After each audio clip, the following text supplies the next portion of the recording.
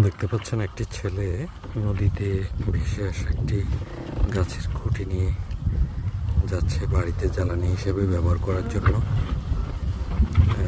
এখন বাড়তি জোয়ার, অতিরিক্ত জোয়ার, যেহেতু দুর্যোগপূর্ণ আবহাওয়ার পূর্বাভাস রয়েছে।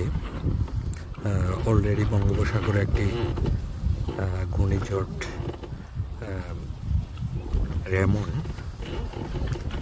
চোখ রাঙানি দিচ্ছে। তারই মধ্যে এখন দেখতে পাচ্ছেন অতিরিক্ত জোয়ারটা বেড়ে গিয়েছে।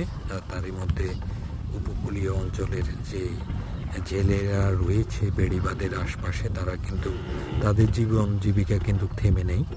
তাদের জীবন জীবিকা স্বাভাবিকের মতোই চলতেছে। এ হচ্ছে উপকূলীয় অঞ্চলের বর্তমান পরিস্থিতি। আশা করি